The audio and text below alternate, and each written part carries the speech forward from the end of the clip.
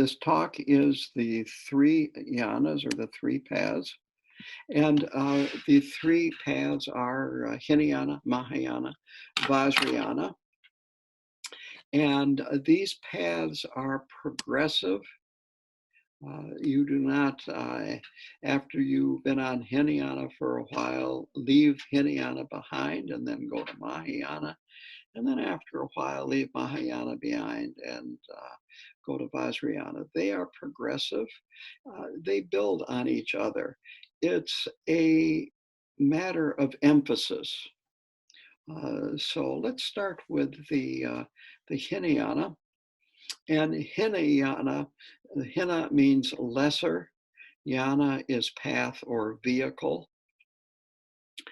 And it is considered lesser, not because it's inferior, but because you're working with fewer beings.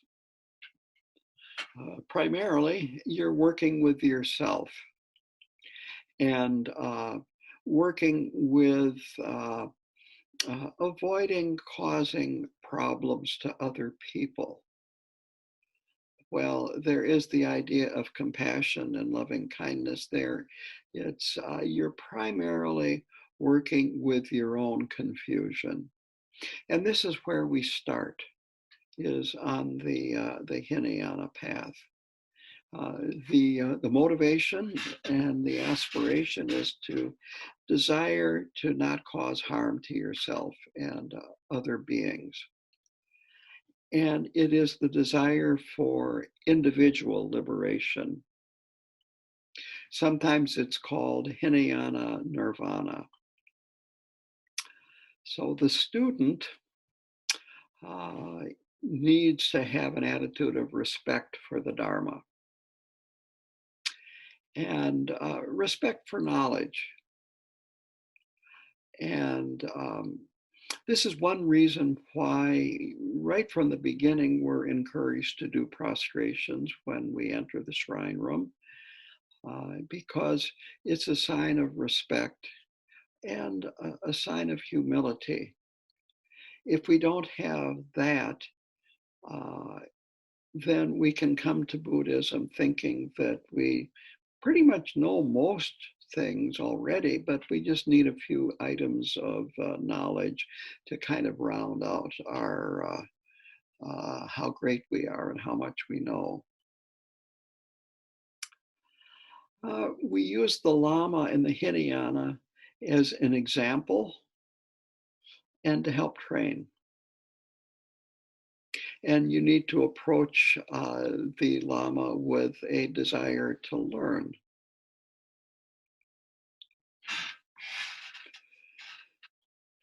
And what we need to know, and this is really what kind of draws us to Buddhism to begin with, at least in the West, is that we have an understanding of suffering in our lives. And we would like there to be less suffering in our lives. And so when we come in contact with the Dharma, it's really important for us to understand the concept of samsara. And it just happens that if you look behind me, there is the wheel of life. Can you get a good picture of that? And that's all about samsara. And you could say that is a Hinayana teaching there, that the wheel of life.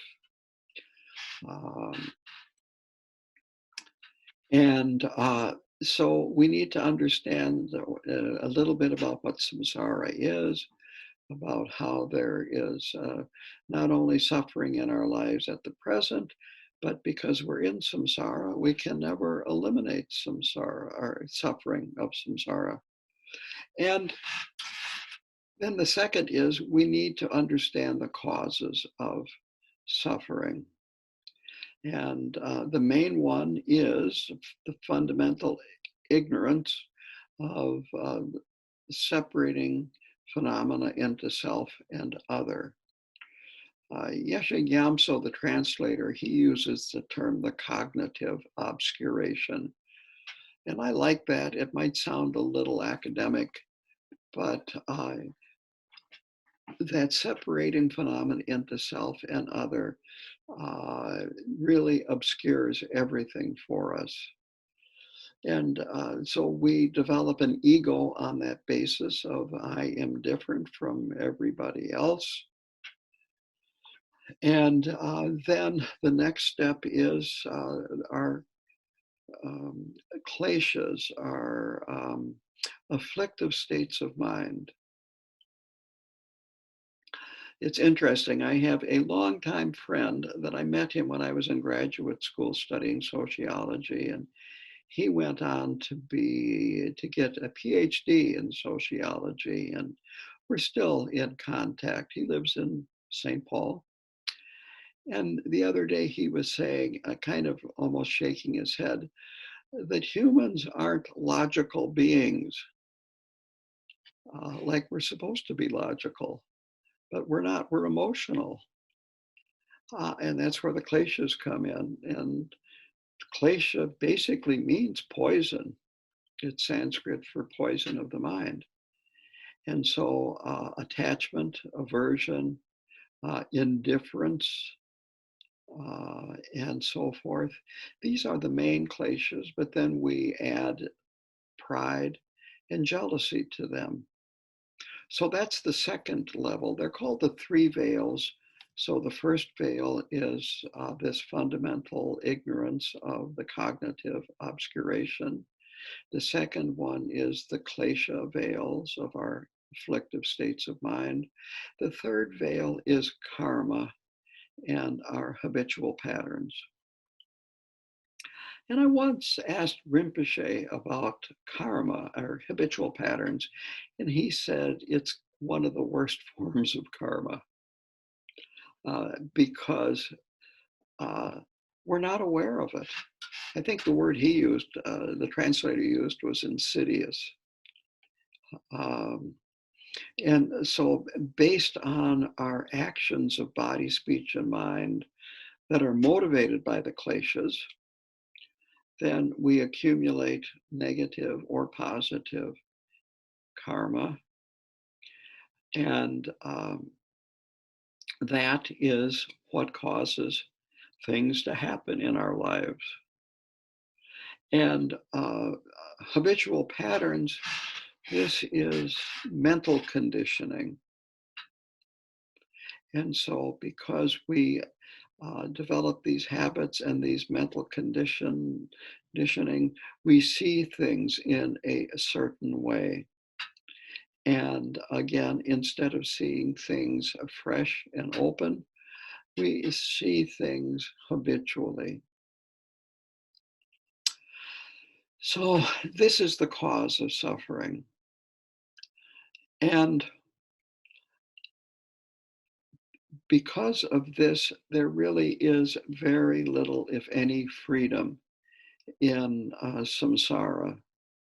We are, you might say, prisoners of our karma, of our habitual patterns, prisoner of our ego clinging, and prisoner of our kleshas. So the third is the path. We need an understanding of the path, which is the way out. And it is not harming self and not harming others, letting go of the kleshas, and letting go of ego clinging. So the practice is applying the antidote to the kleshas. And in this case, it is avoiding or not getting caught up in our kleshas. And in the beginning, it's much easier to avoid getting caught up in them than as you're getting caught up in them, stopping. So we look at the Hinayana level as our kleshas as being foes or enemies that are stronger than us, that we do not have the ability to meet them head on and be victorious. So it's important to develop a revulsion and renunciation for samsara. External discipline is really important at the Hinayana level. And then shamatha is used to tame our minds so that our minds can become more workable and more flexible. The discipline, as I said, is mostly outer discipline. And so the discipline would be, for instance, if you've got a problem with alcohol, quit drinking. If you've got a problem about desire and you're a male, quit going to websites that have a lot of naked women on them, and so on and so forth. Avoid people that cause you to get angry or fill you with desire, and so on and so forth. Um, the Nyungne, which most of you have done, or at least are familiar with, has a Hinayana, Mahayana, and Vajrayana aspect. And the Hinayana aspect is the silence, the eating in the at the proper times only, wearing clean clothes and bathing and so forth. The stress on cleanliness. All of this is the Hinayana aspect. And the fact that you have a practice like Nyungne, which has all three aspects in it, shows you that the three are not um, really independent and totally separate. And in fact, if you look at Tibetan Buddhism in general, a lot of times it's not clear whether what you're doing is a Mahayana practice, a Vajrayana practice, or a Hinayana practice. So this is, in a way, to help clarify things.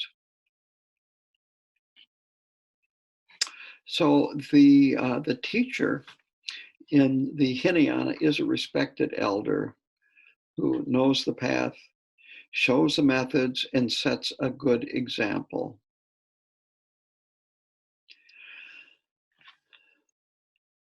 It's really that simple. And hopefully I set a good example, but that's another story. We won't go into that here. But the idea of a respected elder. The student-teacher relationship is one of, it depends on the individual initiative, that the student needs to be inquisitive, want to know, want to learn. The student needs to request teachings and so forth. And I really appreciate it when, whether it be Hinayana, Mahayana, or Vajrayana, when people ask me to give a teaching. Students need to examine the teacher. And one common way that it has been said for millennia is about what to look for in a teacher that you don't want to go to, is that no genuine teacher would sell the teachings in the marketplace. That Dharma should not go to the highest bidder, the wealthiest, the people that make the largest offerings, and so forth. That Dharma is not, the student-teacher relationship is not a business transaction. So this is one thing to look for or to look out for in a Dharma teacher. So the student, even though they may be older than the teacher, needs to have the attitude and approach of an inexperienced person that wants to learn. The commitment that the student makes is a commitment to meditation, because that is what calms our mind, tames our mind. And as our mind becomes calmer and more workable, we start seeing things more clearly, and it becomes easier to behave. And that is the second commitment, is moral conduct. And the Hinayana vows would include refuge. Technically, refuge is looked at as the entryway to the Buddhist path, or the gateway to the Buddhist path. That no matter how much you have studied, how much you have read, how much you have meditated, that if you haven't taken refuge in the Buddha, Dharma, and the Sangha, you're not on the path. And in the Hinayana level, you can have lay vows. And there are 5 lay vows, which are to avoid killing, stealing, lying, sexual misconduct, and alcohol. And you can take any one of those or any combination of those that you want. When you engage in the Nyungne practice, we take vows that last for 1 day. They expire at sunrise the following day. And they include those 5 lay vows that I talked about, and then 3 others that I don't need to go into at this point. Also on the Hinayana level, there are monastic vows, but quite honestly, in the West, that does not seem very attractive to most people, unlike the way it would be over in Tibet, India, Nepal, and so forth. And the fruition is individual liberation. The word is arhat, and the Tibetan word for arhat means foe destroyer. And so an arhat has conquered the kleshas, the afflictive mental states of mind. It's a state of peace, and there is a certain amount of openness due to a relative lack of confusion. An arhat still, though, has not conquered the cognitive obscuration, because there is still this idea of someone that has conquered the kleshas. It takes kalpas or aeons to reach fruition on the arhat path or the Hinayana path. Rinpoche has said that at some point when they reach fruition, they go into a profound state of meditation. And that is their consciousness, their mind, because their body will die.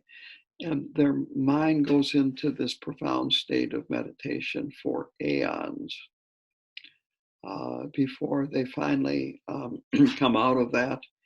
And then they have to continue on the Mahayana path to attain complete Buddhahood. So that is the Hinayana path. The Mahayana path is the Maha means greater, and Yana again means path or vehicle. So the Mahayana path, it is greater because it involves working with all sentient beings. So it's a greater number of sentient beings that we're working with. So the aspiration on the Mahayana is bodhicitta, bodhi meaning awake, and citta meaning mind. The aspiration is to be able to practice, travel the path, and attain enlightenment so that you can benefit all sentient beings. And you realize that you are best able to benefit all sentient beings when you accomplish the goal of complete Buddhahood. That is when you will have the most spiritual power. And so it also involves compassion and loving kindness and being kind to other people while you're traveling the path.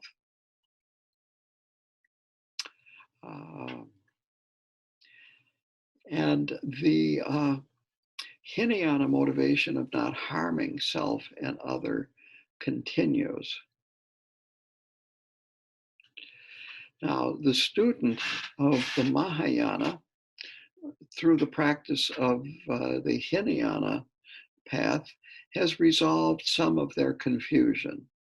Not all of it, but enough of it so that they have realized the benefit of the Hinayana path, realized that through practicing Buddhism, their suffering has decreased somewhat. And as a result of that, they are seeing more clearly. And an excellent example of how this happens, here is a story about an inmate. When I was a prison chaplain, I would hold a prayer service. We would chant Chenrezig once a week. And once a week, I would lead meditation and a teaching. And I had some inmates that very seriously pursued meditation back in their room. And after a number of months, this one inmate, a practitioner, told me, you know, there's a lot of suffering in this institution, and it's not just the inmates. And he was absolutely right. The staff suffer tremendously too. And the reason why he was able to see that was that he had transformed enough of his confusion so that he was seeing more clearly. And this is where the inspiration to work with others comes from. We can hurry the process along by consciously trying to increase our compassion for others, thinking about how other people suffer and so forth. So it is about being inspired to work with others and wanting to help reduce their suffering, not only cause them no suffering, but also help reduce their suffering that comes from other places outside of ourselves. The gateway to the Mahayana path is the Bodhisattva vow, where you vow to travel the path and attain liberation for the benefit of all sentient beings. The practice in the Mahayana level is that the kleshas and confusion are used as inspiration. They're seen as skillful means using them. And this is what struck me when I first came in contact with this phrase. And this is almost a direct quote, it's a paraphrase. The kleshas are like manure, and they are handled in a way to promote spiritual growth. So we don't reject our kleshas. We don't try to get away from them and separate ourselves from them. We try to use them. And the wonderful thing is about us human beings is we've got plenty of them to use if we just know the proper technique. So I like to use the phrase that if we look at the kleshas as a garbage it's a problem. If we look at them as manure, it's a resource, and we are wealthy with this resource. So the teacher in the Mahayana path is a spiritual friend, a friend in virtue. And the teacher then needs to know the teachings. He or she knows the path of working with others because he or she has been working with others. And quite honestly, there's nothing like being a Lama to help you work with others. It's a real teaching situation on the part of these students are teaching the Lamas how to work with others. The teacher needs to have a genuine Mahayana lineage. So the teacher needs to have a connection with a lineage and their teachers and so forth. And now, of course, here is where we are so fortunate because by being affiliated with KTD, this is a direct line to His Holiness Karmapa. And of course, all the other teachers that are affiliated with KTD, there are 3 Khenpos there. We had Khenpo Karta Rinpoche for decades and decades as our teacher there. And so we're actually in an incredibly fortunate position. The student-teacher relationship is closer than the Hinayana student-teacher relationship because we have greater aspirations and working with others is more difficult. And as a result, the teacher needs to be more involved with the students and their practice and how things are going and so forth. But again, it's a friendship bond here. So this is important. And again, this is how Rinpoche really excelled. He was both a Mahayana master and a Vajra master, but his friendship was boundless. So this is one of the qualities of a genuine Mahayana teacher. And so the student needs to examine the teacher and make sure that he or she is genuine. Again, since we have the Karmapa here, we don't need to be concerned at all about whether the Karmapa is genuine.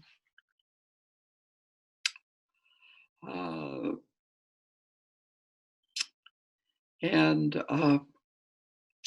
it's good to observe the teacher and see how your teacher handles difficult situations, difficult people, and so forth. You can learn a lot about, and again, from observing Rinpoche, about patience, tolerance, wisdom, and so on and so forth. So the commitment in the Mahayana is the Bodhisattva vow, to put others before oneself, before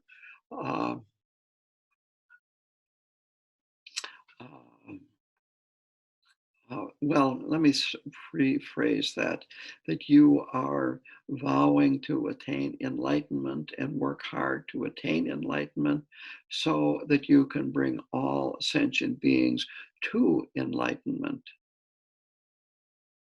And technically, there are 3 different approaches to this vow to lead all beings to enlightenment. I'll go over them very briefly. The first one is, and they all are perfectly acceptable. The first one is what's called king-like, and that is that a person that wants to assume the throne needs to train so that they have the skills necessary to be a king and have, you might say, the resources in place to lead and so on and so forth, and maybe even have you might say, a retinue of people that are willing to step in and be your cabinet, so to speak. And then when you attain a kingship, then you operate to benefit your uh, subjects. So that's the king-like. You are doing what you can to attain Buddhahood, and then you will work diligently to free all beings.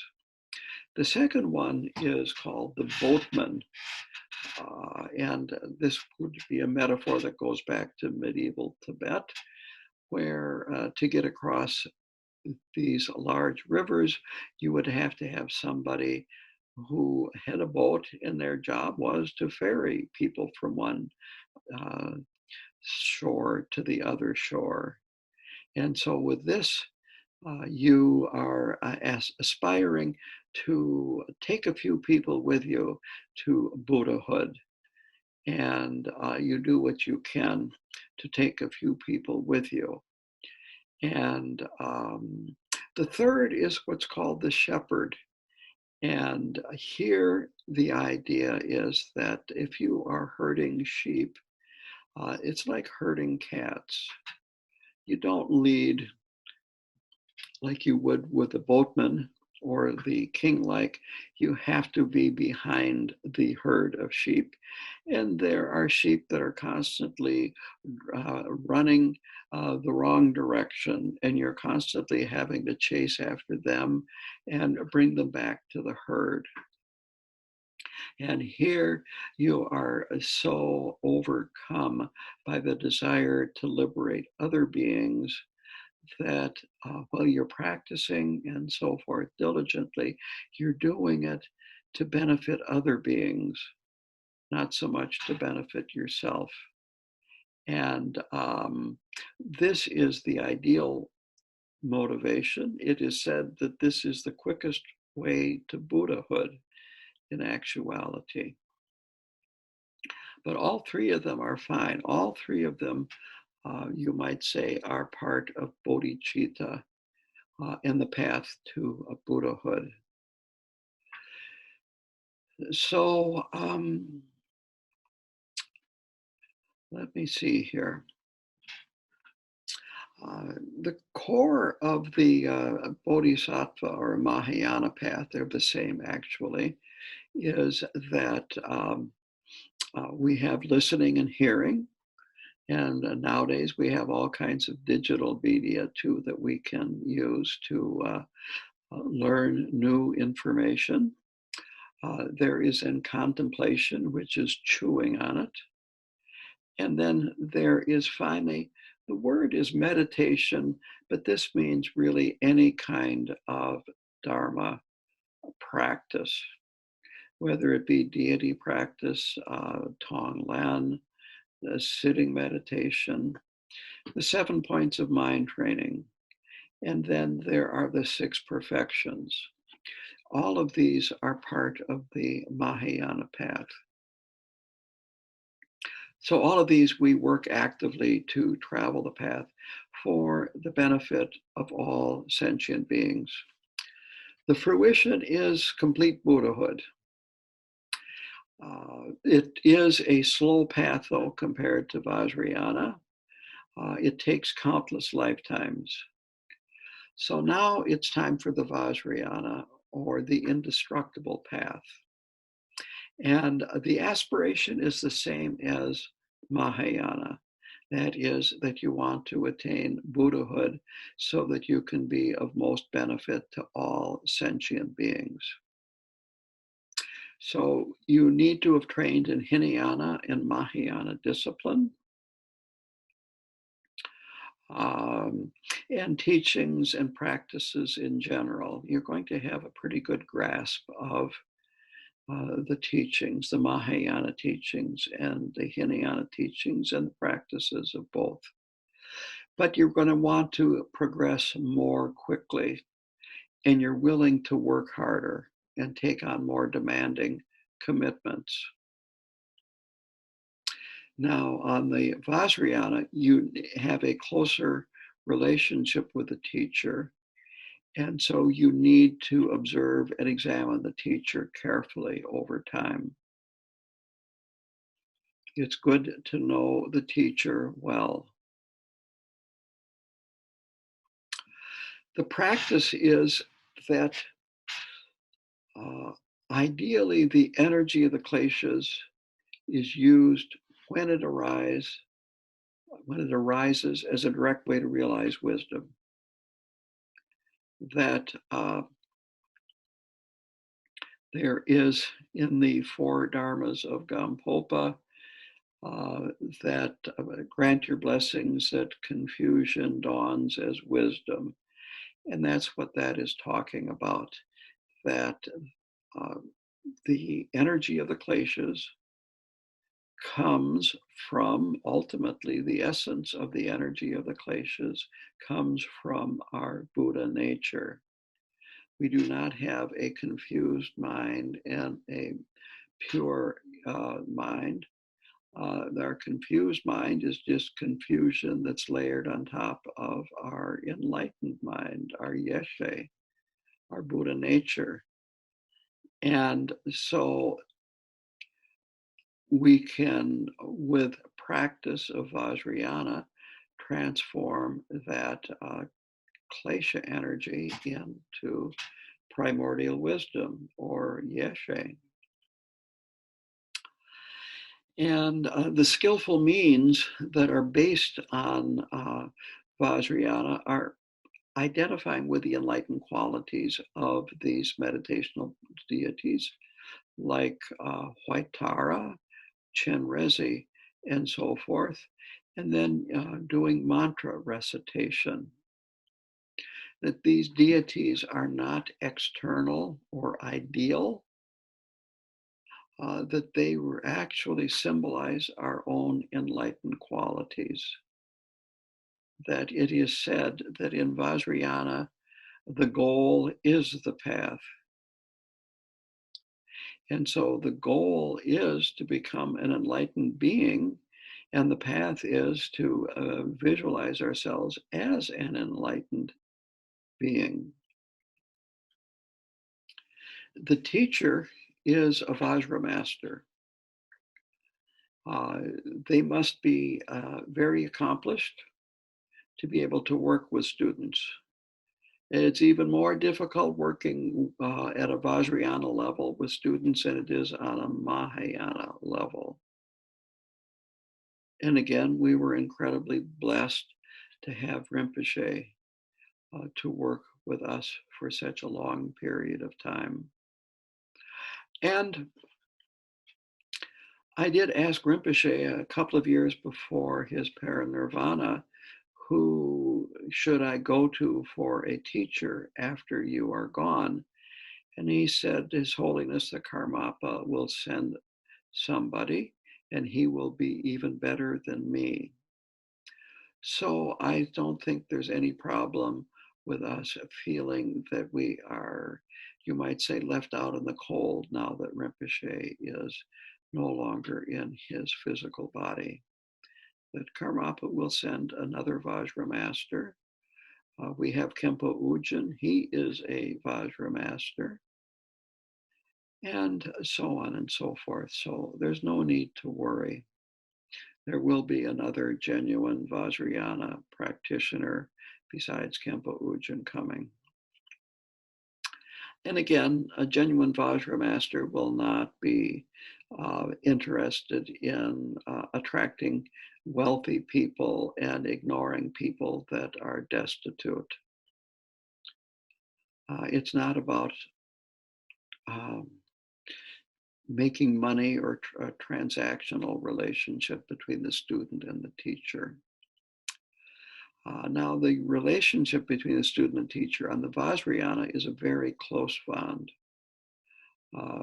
Rinpoche's senior students would do a 3-year retreat where it was a very close bond with Rinpoche. But to practice things like White Tara and Chenrezig and so forth, it's a looser bond. But it's still there still is a bond, a Vajrayana bond there. It's called Samaya.